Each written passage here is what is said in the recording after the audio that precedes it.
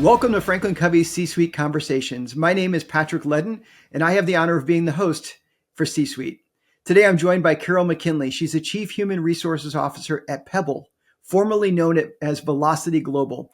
Carol has spent more than 30 years leading people strategies at organizations of all sizes.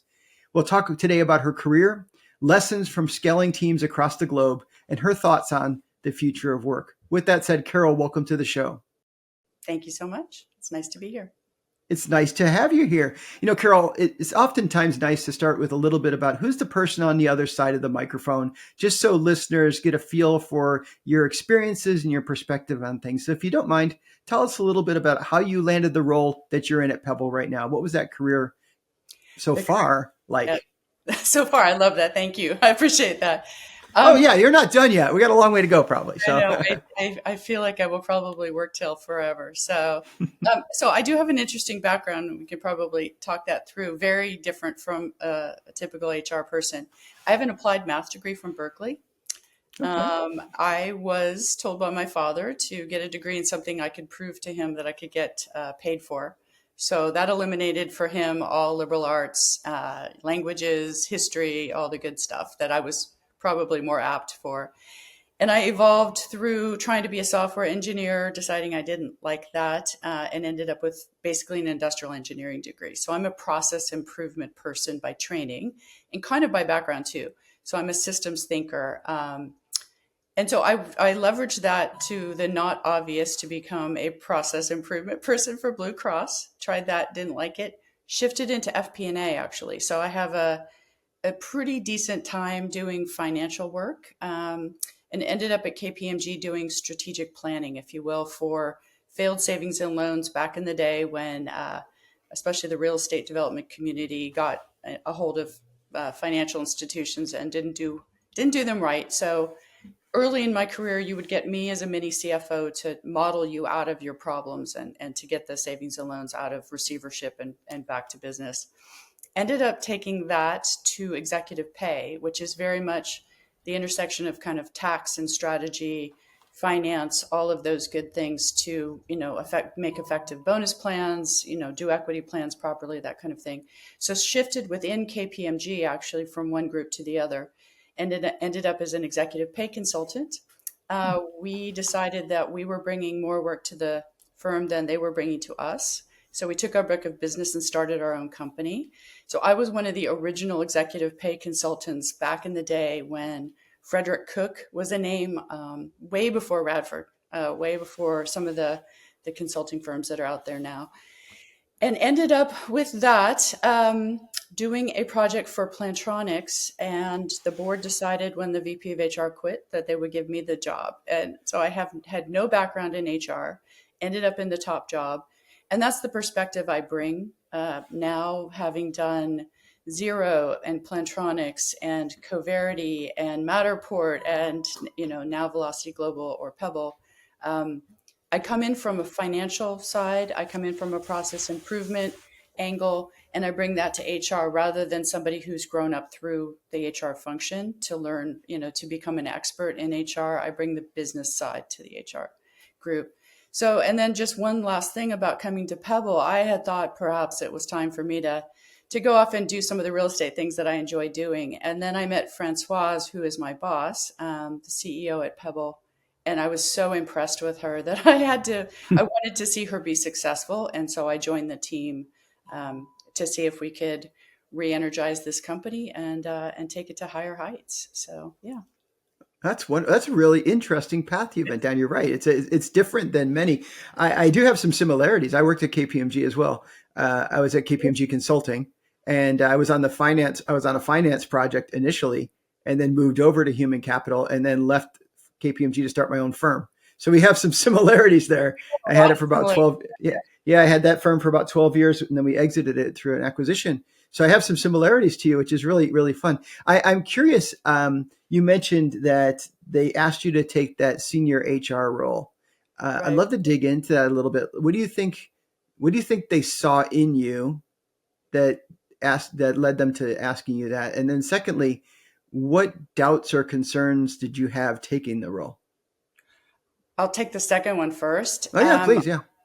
Not having a background in HR is this huge umbrella of activities, right? And there is art and there is science and there is taxes and there is detail. Um, as I say now, it's like HR is doing 1,000 things a day, in rapid succession and being an expert in all of them. And so that was my concern was I had no background in benefits administration or even because I was doing executive pay, even salary ranges, right? So some Hmm. basic HR things. And so what I've learned is that you can hire people who are experts in those and they can teach me as we go. So I always like to collaborate with my team and make sure that it's a two-way street as far as learning goes. But the second thing, what did they see in me? I think that, this has been true for my career is CFOs love me because I can speak their language. I'm a very good, I usually use the word ombudsman. It's not the right word. I can sit in the middle between what the company's needs are and what the employees' needs are and see Mm. both sides and bring everybody together. And I think that comes across to management teams that I'm going to carry the flag for the employee within reason, right? Within reason, but I'm going to make sure people get what they would like if it's reasonable for the company to do so. And then I can speak to the board. So I'm on a public company board right now. I've been on boards all my life, and as a consultant, I'm sure you too were presenting to boards. So I speak boardese, if you will, pretty well, and that is not typical in the HR function. I'm seeing that as a growing, part of the job is to be able to be perceived as somebody who can come into a board meeting and really give value. So I love that because as you're talking about that, I'm just thinking people that are listening to the podcast right now, whether they're earlier on in their career and they're thinking, okay, I'm on this path and this is the one I'm going to stay on. Yeah, maybe not.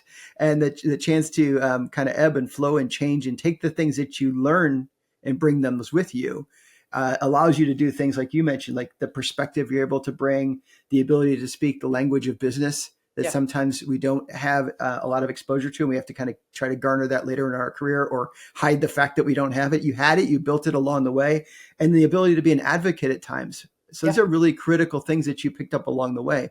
So tell us a little bit about Pebl, a little bit about the business. I know some of the stuff you dabble in. I'd like to explore that a bit because I don't say dabble in, you work in every day and you're experts in.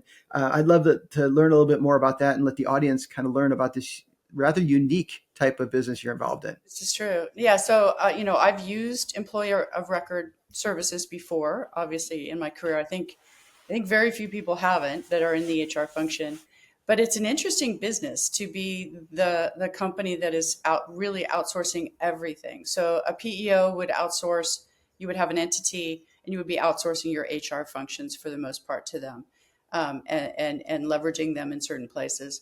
An EOR is different in that we actually have the entity status. So you really need no lawyers, all the people that are related with keeping an entity or a subsidiary going. You don't need those because that's what we do. So we've got some of the best lawyers, we've got great compliance people, we have wonderful HR people, and we make sure that we deliver to your employees what you would want delivered in places that you're not allowed to employ. So we're authorized to employ in 180 countries. We're in about at any given time we're in 120 plus as things evolve as countries come and go. We provide benefits. We provide white glove onboarding, white glove offboarding, and we make sure that we treat your employees the way that you'd want to. But we also keep you in compliance, and that's one of the most important things we do. And in an interesting time, this is a very old and kind of quiet industry. And now we've got some competitors that are throwing grenades at each other, which is interesting. It's become a very spicy industry of late with Gill and Rippling kind of sparring with each other about who's non compliant and who's doing things wrong. So we're trying to take the standard that we do things right. When you do this work, is it mostly virtual? Is there a lot of in real life work? I mean, how does that kind of play out? Because I'm sure people are listening going, okay, employer record, I've heard of that. Maybe they don't work in the HR function. They haven't touched it that much. But what does that kind of look like from a tactical perspective? Yeah, so I mean, the easy use case is a company that's scaling and decides they want to, say, open a sales organization in Europe and they don't have entities there. They've identified a person to be the managing director and they need someone to employ that person while they get going. Clearly, they're not a contractor, so we have a lot of contractor compliance cases that we can fix. And so we employ them. They are our employee, but we try to make that as imperceptible as possible, so they are getting what you would want them to get. And so that's the use case. So as a result, we're employing people right now in 47 countries internally. So we're running our own Mm. payroll for 47 countries to make sure people can speak the local language, understand the local customs and the rules, both, and to make sure that each employee is getting treated, with respect in the areas that they are working. So Well, I'd love to pick that apart a little bit. So let's take the example of a sales leader being placed in Europe that you mentioned, and let's say that they're being successful. They're starting to grow, but they continue to use your services yeah, along the way. What have you seen about those situations where organizations are trying to grow in a certain area? What have you seen that they've done well? Maybe kind of from the client side or just supporting them. What they've done well, and where have they struggled sometimes? yeah. Well, they're done well. I mean, I think, HR organizations around the world do things well, right? And so influencing that as if they're going to grow a full EMEA organization, for example, right? Of just thinking through the cultures, the cultural differences, the way you want to structure things, all that. So that's the good part is we do it well, they do it well, we can work together to do it well. Where people struggle, I think, and I've struggled even on my own, we decide that we want to open a engineering organization in Toronto. And so someone says, go ahead and open the legal entity and get going. And then the Patriot Act kicks in. And a year later, you still don't have a bank account. You're not able to Mm. employ. I think people are very naive, both about setting things up at the entity structure. We have actually, I think, 8 or 9 people that just set up entities internally, just to do it right and get it situated correctly. So there's a naivete there. And then on top of it, it's the cost. And I'm actually promoting that we do have a calculator for CFOs to look at the cost of keeping an entity going. There's a lot of hidden costs there. And then there's are you actually able to understand the compliance? Mm. And I see a lot of people spending a lot of money with outside counsel to make sure that they've done things correctly on the labor side of things. And again, we can do that internally. So, yeah. Yeah, I know from having my own business, even a business that we operated in, we had a few states where we had offices, but just staying on top of things like the letter that comes in the mail that you didn't expect coming can kind of surprise you. And it's like, you didn't pay this fee, or you didn't pay this local tax, or didn't you Right. know there was a school district here, or whatever it might be. And I can imagine when you start to scale that, Yeah. it's just tremendous because and then add to that the layers of just global issues, right? Issues associated with this country doesn't want to play with that country anymore, and you have to figure out how to work your way through that. When you look to the future, what are some things that you're kind of keeping your eye on that you're concerned a bit about? Well, on the positive side, what I'm seeing is, and we're actually having a panel tomorrow at HR Tech in Las Vegas that I'm moderating. So if you're there, please come. Uh, I'm there. I'm actually the keynote on the second day in the morning. oh, lovely. We'll have to see you. Yeah, I'll have to go. James Patterson and I have a book coming out, and we keynote that day. That is great. Well, Yeah. congratulations on All that. right. I'll see you. No, no. And so we're running a panel on the future of payroll, actually. And so we want to be seen as the company that, sees the future and is getting ready for the alternatives out there. But, if you're an employee in Brazil and you're looking at the astronomical and kind of crazy cost of living increases and things going on there, we are seeing a massive number of people wanting to be paid in US dollars, which is not legal, and you can't do that. We know some people are.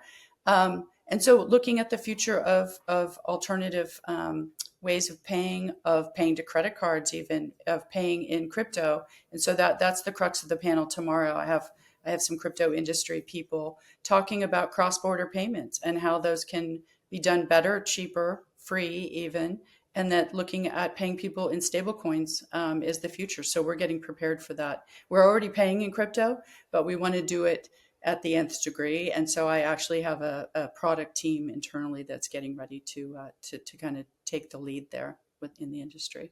But I mean, that's what I see is I see HR evolving into a concierge function. And I have been saying that for the last 3 or 4 years. There's a lot of administrative things that I used to say could go to the CFO. I actually think now AI can take an awful lot of those functions and be trained to do some of the administrative things. When you look at recruiting, it is the same funnel that we work through in marketing of taking people all the way through. So there's something to be said that, for a while there, we had the talent folks reporting into the CEO for companies that felt recruiting was the ultimate thing that was going to get them ahead. Hmm. Recruiting is its own animal, but what's left in HR is being an employee concierge. You have a different need than I do. You may want to buy a house. I may want to have a baby. You may want to grow your career. I may be at the end of my career. All of those things, what we need to do is start to customize for the people to make sure that they're getting what they need from us. If it's, again, going back to if it's in our capability and within reason for us to do, we should make sure that employees are having the experience they want to have at our companies.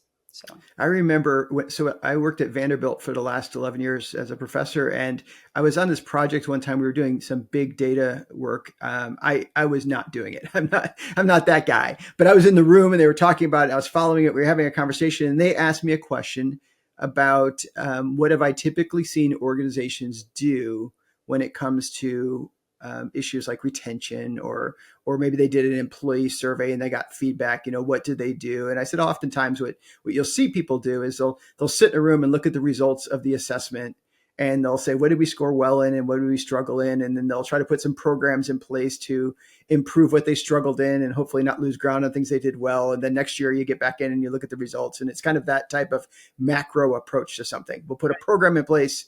It'll have a widespread impact. And the people who are doing a lot of the modeling said, well, what if instead of, why do they put programs in place? We had this conversation and they ultimately said this. They said, well, why don't you just go to the person who's going to leave and have a conversation with them 3 months in advance? And my answer was, because we don't always know who that is. right. And they said, well, what if we could help figure out who that is?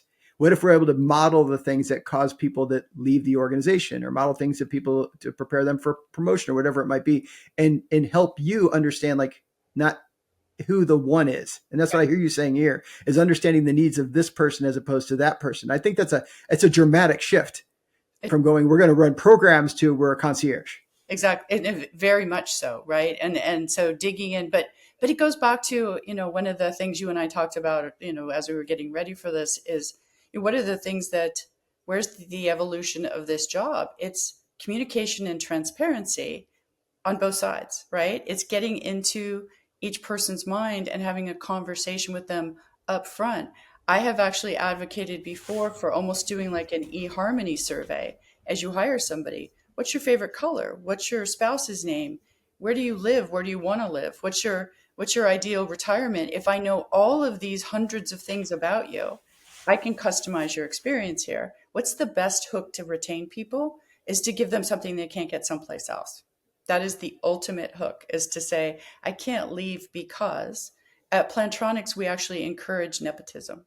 And that people blanch in HR are like, oh my gosh. We had families come, and we had a manufacturing floor in Santa Cruz. We had an extended family that came to work every day. They brought their lunch. They ate lunch together. They migrated in together. They went home together. They brought their kids in with them.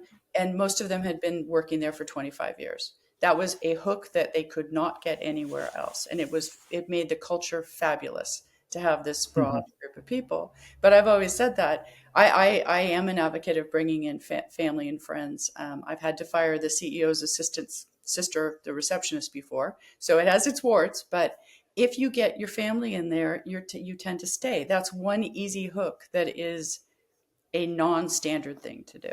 So, Well, when you talk about like giving people things that they can't find anyplace else, it does get down to what's that thing, right, and that thing is different for for everybody. everybody, right? So some people it is a financial thing, and as much as reasonably you can do it, like you mentioned, you'll advocate for them and make that happen. Right. But other times it might be, I mean, some people are like, wow, I could bring my family to work. We all could work together and have lunch together. That sounds amazing. Nobody else will give it to me. Other people are like, please do not do that. The idea, like, I come here to get away from those people for a few hours a day. I mean, I'm being facetious, but you know what I mean? They don't necessarily want to bring their family to work with them. But the idea of understanding, which gets me to thinking about when you said, if we could understand their favorite color and their spouse's name and all these type of things, we can understand them better. We can better meet those needs. That makes sense. But I also wonder, beyond the, like, some places you can't ask those questions or whatever it might be, but just beyond the, what makes people comfortable sharing that in a world where we're getting more and more guarded of Yes. the, Yes. the relationship between employee and company. Many employees feel that I'm just a pawn and they're just going to use that information perhaps against me. How do you help people realize that? I'm not saying that that system exists right now, but just how do you help people I share what they appreciate that. need? Well, trust comes with building a relationship, right? So they have to understand that that you aren't going to abuse that relationship, that you're not going to take advantage. I'm not going to sell your data to somebody so they can market to you, et cetera, right?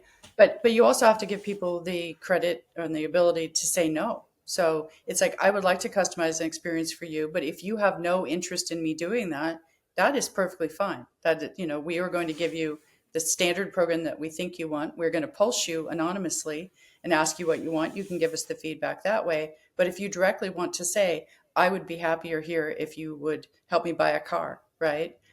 We've had a few discussions of late about loans. It's a tough environment right now, Mm-hmm. and you know, lending money is something to both think about for us as a product, even right, as to how do we get payroll advances to people. That's part of the discussion tomorrow too, so that they can move on with their lives and get what they need from us. So the instant earned payroll is a thing to think about also. But yeah, all of that. But going back to what you said, it's building trust. The people would give me their information if they actually trusted me to use it correctly, and that is where a lot of times when I come into a new job, it's rebuilding the trust in the HR department, and again, that goes back to communication and transparency again, um, and the access points, making sure that you're accessible. Yeah. When you think about what you're hearing people saying they need, and I recognize you work around the world, so it's going to vary, Okay. very, very, I mean, something that might seem like everybody has it, you go someplace and they don't, or vice versa. Are there certain things that you are starting to see as like trends? Boy, I'm hearing more about this, whether it's the payroll advances or other things. And, what kind of conclusions or insights do you gain from hearing those things? Yeah, so I mean, we are dealing with, gosh, not dealing with, but the employees that we support are everything from, you know, high level white collar workers down to pearl divers and cooks, and you know, Mm, people in a vast array of jobs. So the needs of our supported employees are broad. The needs of our own employees, because I'm in so many countries, is broad. But the drumbeat I'm seeing is, what can you do for my career, right? And so how do you teach me more? How do you get me to understand different departments in the organization? How do I build my career? And so one of the key things I'm doing, we're still a startup, we're startup, even as large as we are, is to move people around the company in a lateral motion. mm, When I got my MBA at USC, they did some personality testing, and I came back as they called it transitory linear, which now, having given you my bio, I move laterally as I spiral up, right? So I have gone across the organization or across industries before I've moved up, you know, to the next job. I'm trying to do that broadly for the people that I mentor externally, and also for the people internally, is to get them the exposure to find out. And again, looking at my own career, it took me a while to figure out what I like to do. So having multiple points of exposure to even figure out, what do you like to do and where do you want to grow your career. Those are as important as anything. But I do see a constant drumbeat of, how do you help me build my career? That's the number one thing I think we can do. It seems like if you're going to, like you said, the linear progression component, like kind of spiraling up, there's a lot of curiosity that has to come into that. Like you're curious to say, how does that function work? How does this function work? Are Right. you finding that when you provide opportunities for people, they are pretty curious? They do want to go find those other things out and learn about that aspect of the business? Well, I can tell you that we have moved about 60% of our employees around this year. So as this new management team came into Pebble, we have been evolving what we're doing. We have been automating, up leveling, doing all sorts of things, and we've moved 60% to new jobs. And that group is so energized by what they're doing now. It has gone from a place where people felt really dead ended. You know, I'm the only person in a far off country supporting a small group of employees here. This is great, but then what's next? And what we're finding by consolidating people together, by bringing in new ways of doing things, that people are super energized by where their careers are heading. When you think about like earlier when you said things that they can't get anyplace else, the takeaway, and as we talk about this piece, is then what I can get in other places is a sense of isolation, a Yes. sense of too much routine, perhaps, even though Right. routine is comfortable and our brains like it. We Yeah. don't always like it. And a chance to kind of learn new things is really a critical one as well. You have so many different people out there around the world you interact with, and you mentioned you have the startup mentality going on and all these type of things. I mean, I would imagine that in your world, opportunities come across your desk like crazy, where you can say, "Oh, that'd be cool. I'll go after that, and we should do that, and that sounds neat." And that, but you can't do them all. Right. So, how do you, Carol? How do you go? Okay, that's great. I got these 10 opportunities, but here's the ones we're going to focus on. What's your help people listening to realize, like, getting Carol's head of this process person historically? Right. How does she? What's her process for going through and saying, "Okay, these are the ones we're going to go after"? I mean, the number one filter is people. And like I said, coming to work for Francoise here, um, I feel honored actually to have been selected. Going to work for Rod Drury at Zero, I feel honored to have been selected to do that.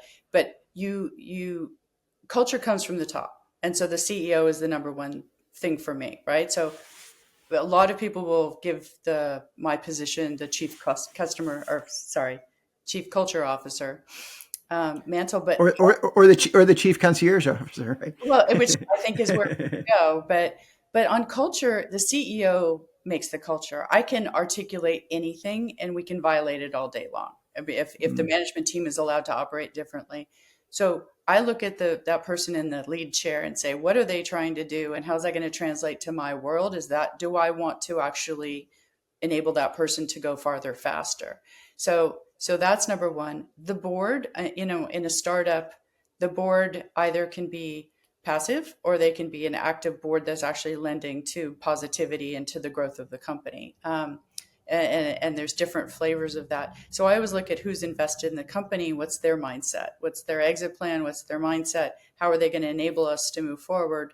And then it's my peers. As far as that goes, it's like, are these the people that are going to get us there? The go-to-market team in a startup is super important. If you don't have the right go-to-market team, you're going to struggle. And so, before I make a decision, I look at all those things. And then finally, like, what's the TAM? When you look at what's the total addressable market that's out there for you to tackle? Theoretically, in the EOR business, it's every person who's employed. So the TAM is in the multiple trillions of dollars if this is where this goes. So while this sounds like a niche opportunity, it's really not. If we can convince you, you don't need to have anything internal, and we can do it all externally for you, and you can focus on your product and your sales, the TAM is incredibly large. And so I always take a look at those things as I consider where I'm heading to. No, that makes sense. We often ask people on the podcast as we get close to wrapping things up, if you were to give advice to people and you have a chance, you personally have a chance to interact with lots of people and you've seen in your career many things.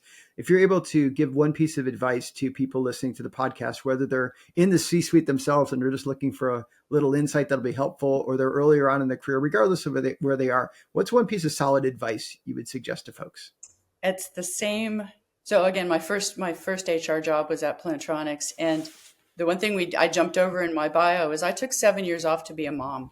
Um, and so I had the fun at Plantronics of riding the stock up quite a bit.